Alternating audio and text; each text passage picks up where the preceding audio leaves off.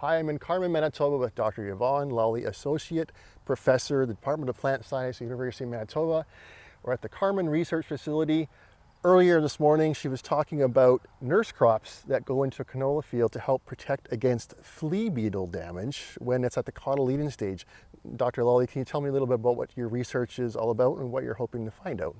Well, our real research question is to see whether or not we can use cover crops or nurse crops like fall rye or spring oats to hide canola seedlings from flea beetles when they're feeding during that really critical period following emergence in the spring. Right, and this is your first year in doing this trial, and when do you expect to see results or findings? We've been working with this over the last 4 years, started as a preliminary trial funded by the Manitoba canola growers, and that led to a full application with the CARP program with Canola Council and Western Grains Research Foundation and some MyTax funding to fund some students who are working with us on the project right now. So over the last 4 years, we've been looking at fall rye and then oats that would be planted in the spring, fall rye starting in the fall. So different strategies because you might have different knowledge in planning, whether or not you need to get that fall rye established the fall ahead of planting, or whether you're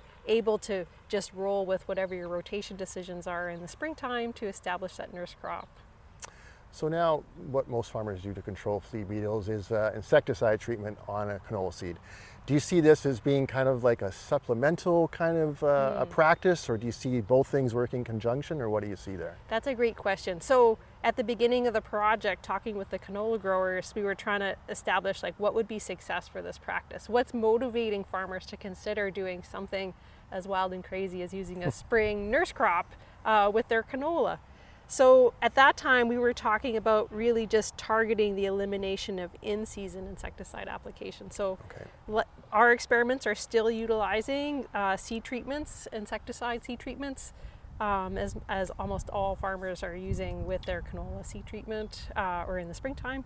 And then looking at like success for this project would be like having enough control to eliminate in-season application. So I think it's not going to be an or, it's going to be an and, you know, bringing some more resilience, because you know, it's a really stressful time when farmers are monitoring canola emergence. You're probably still seeding other crops, and that stress, if we can alleviate some of it by layering different management practices together, I think would be a successful outcome for this project. Okay, so having those two crops going together, does a fertilizer strategy come into play there too, I imagine? How does that work?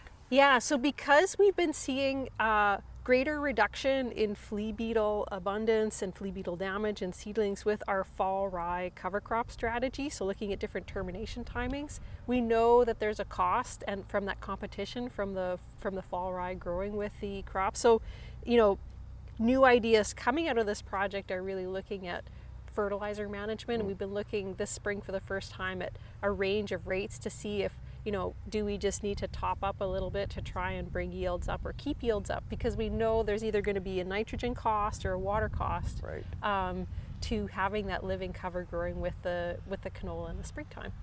And you get a soil health benefit in there, I'm sure, too, with the fall rye, I imagine. That, to me, is like, as someone who's been working on cover crops for a while, was the real draw to this project. Like, can we have our cake and eat it too, in terms of incentivizing both crop protection as well as incentivizing things that are probably just going to benefit the soil and having more living cover, either overwintering or early in the springtime when we don't have a lot of soil cover in some of our, especially in our conventionally tilled soils. One of the things that we're doing, in addition to the research we're doing in small plots here at the Carman Research Station, with, you know, collaborators from entomology, Alejandro Costamanga, is to then take this work out to working farms. And so through the Manitoba Canola Growers on-farm network and Terra Agronomy's on-farm network, we've been taking the oat nurse crop out to some farms and working with the farmers and agronomists to see what it's like at seeding time for this practice. So, you know, how many tanks do you need to make this work? What kind of seeding rates or seed volumes make sense with, you know, the workflow within the overall field? Even just having conversations like, you know, decisions on seeding rates and nitrogen managements with that team has really helped us think about, okay, we can identify what the optimum is from our small plot experiments, and right now that's looking like termination after canola emergence, around the cotyledon stage is what we're finding in small plots, working really well for the fall rye. In the spring nurse crop, we're seeing just this first year that we needed to increase seeding rates to really see a response or reduction in flea beetle feeding when we were using the oat nurse crop. Now, having that group of farmers and agronomists to work with was really helpful, because in those same on-farm experiments that we started in 2024, now repeating in 2025, we got that input from agronomists and farmers. Are you comfortable pushing the seeding rate? And they said, yes, absolutely. And so that's what we decided to do, and we are starting to see a response now. So having that network has been really helpful in accelerating adoption in this, or ideas that will hopefully enable farmers to reach for a tool like this in a few years. Great, terrific. Well, thank you very much for your time today. Thanks, Greg. Thank you.